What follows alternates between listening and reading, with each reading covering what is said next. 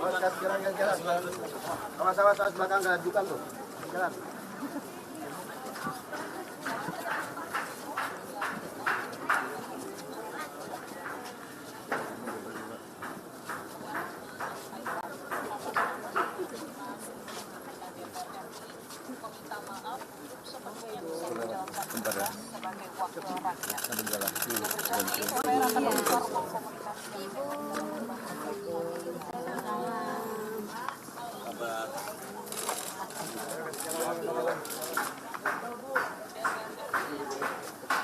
Pelan-pelan masih ada satu.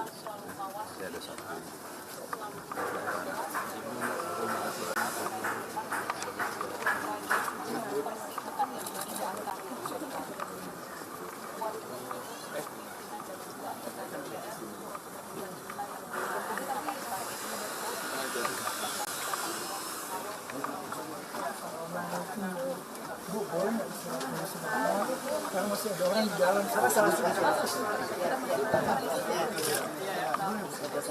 Satu.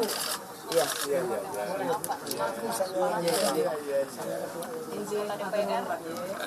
Ia sampaikan pada video prihatin atas kekerasan yang dialami peserta demonstrasi. Ini media dari Ibu. Kalau mundur dong media. Mundur semua. Tolong. Udah kosong. Udah. Ya wes. Ibu, silakan Pak.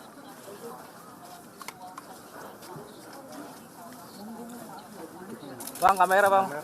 Bu Puan. Mas Pram.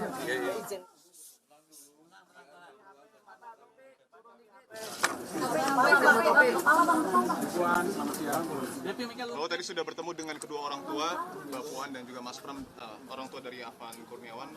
Apa yang kemudian tadi disampaikan? Alhamdulillah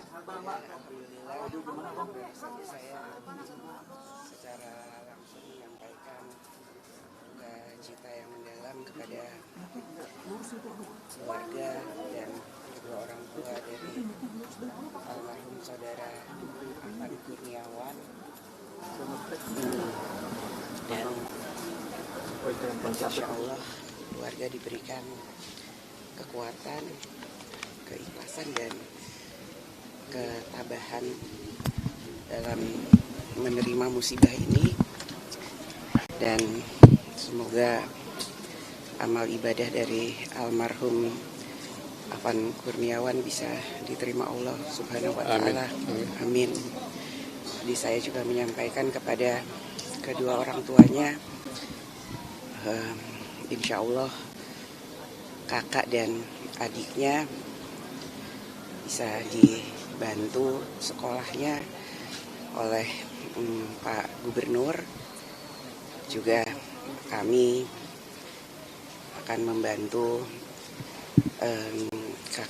kakak dan adiknya untuk bisa bekerja dan menyelesaikan sekolahnya. Juga saya minta kepada gubernur untuk dikasih kartu KJP sampai selesai. Juga karena bapaknya saat ini bekerja sebagai ojek online juga, saya juga menyatakan karena motor dari almarhum rusak atau sekarang belum ditemukan, saya juga menawarkan jika membutuhkan untuk ada kendaraan, kami juga akan membantu untuk menyiapkan motor sehingga beliau bisa melanjutkan pekerjaannya. Dan saya tentu saja pada kesempatan ini meminta kepada kepolisian dan seluruh jajaran untuk mengusut tuntas dan secara transparan mengungkap dan menyelidiki tragedi ini. Dan kami tentu saja akan mengawal ini sampai selesai. Dan jangan sampai insiden seperti ini terjadi kembali. Jangan sampai tragedi ini terulang kembali. Mari kita jaga persatuan dan kesatuan bangsa bersama-sama. Jangan kita terpecah belah Jangan kita korbankan bangsa dan negara ini. Kita semua rakyat Indonesia, kita bangun bangsa ini bersama-sama dengan bergotong royong. Semuanya saling menahan diri. Mari kita bersatu untuk Indonesia. Mbak, langkah DPR ke depan seperti apa Mbak? Melihat kemarin kan publik cukup bergejolak di ulang tahun DPR sendiri. Ya, Upaya penenangan publik ini seperti apa Mbak? pertama-tama tentu saja atas nama anggota DPR dan pimpinan DPR, sekali lagi saya meminta maaf jika kami sebagai wakil rakyat belum bisa bekerja dengan baik secara sempurna. Kami akan mengevaluasi, kami akan berbenah diri, kami akan mendengar aspirasi rakyat dengan lebih sehat, lebih baik dalam bergotong royong membangun bangsa. Dan marilah kita bangun bangsa ini bersama-sama. Kita berharap tokoh bangsa dari tokoh-tokoh dalam membangun bangsa ini ke depan. Artinya ke depan ini akan ada perbaikan khususnya dalam pola komunikasi yang disampaikan oleh DPR, Mbak Puan? Ya, kita evaluasi bersama. Mbak Puan, salah satu yang memicu gejolak publik itu kan soal tunjangan rumah DPR, apakah itu akan dicabut, Mbak Puan? Kan sudah disampaikan bahwa itu hanya sampai Oktober. Apakah ada peringatan ataupun teguran khusus mungkin bagi anggota DPR yang kemudian pola komunikasinya berpotensi untuk menyakitkan hati publik, Mbak? Semua harus menahan diri dan jangan saling menyakiti, kita saling menghormati dan menghargai. Ya, terkait anggota DPR yang keluar negeri Mbak. Kenapa nggak ada yang menemui demo waktu itu sih Mbak Puan untuk menenangkan, apakah anggota Dewan pada takut pada demonstran, gimana Mbak? Ya, nanti kita Cukup dulu ya. Cukup dulu ya. Keluar negeri Mbak, yang ditangkap luar negeri. Udah? Teman-teman sekalian, sebelum hal yang menyangkut apa yang saya sampaikan, tadi saya menindaklanjuti apa yang disampaikan oleh Ibu Ketua DPR RI, Ibu Puan Maharani, tentang keluarga, dan terutama untuk KJP, sampai dengan KJMU, dan juga untuk pekerjaan bagi keluarga Bapak Zulkifli nanti, Mbak Puan, akan kami tindaklanjuti. Dalam kesempatan ini saya ingin menyampaikan beberapa hal.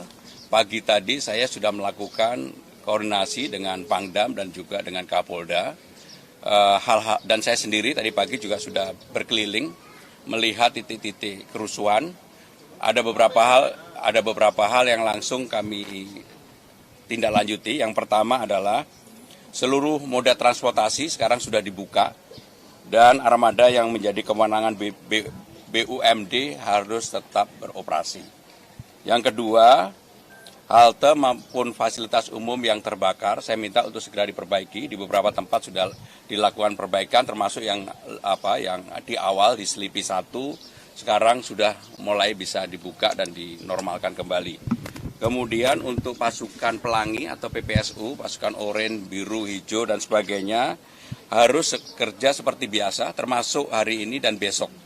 Jadi besok kita akan minta pasukan oranye yang biasanya hari Minggu dibuat shift, kali ini semua mereka harus bekerja seperti biasa.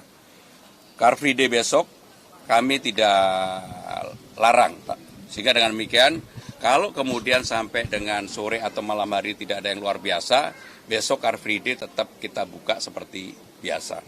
Kemudian saya meminta dan memerintahkan kepada Dinas Kominfo untuk hal yang berkaitan dengan Jaga Jakarta itu betul-betul secara masif disosialisasikan.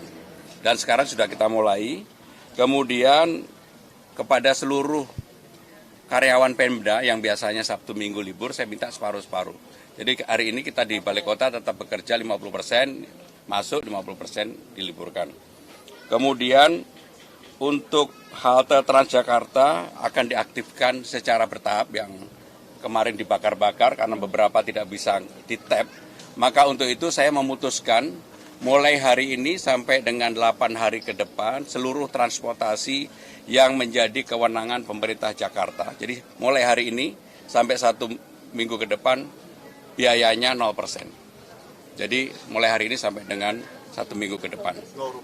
0 rupiah. Jadi gratis lah gitu ya. Karena kenapa? Karena beberapa yang terbakar itu percuma, nggak bisa sistemnya nggak bisa di-tap. Jadi itu yang kami sampaikan. Terima kasih. Wassalamualaikum warahmatullahi wabarakatuh. Tadi Pak, kenapa sih?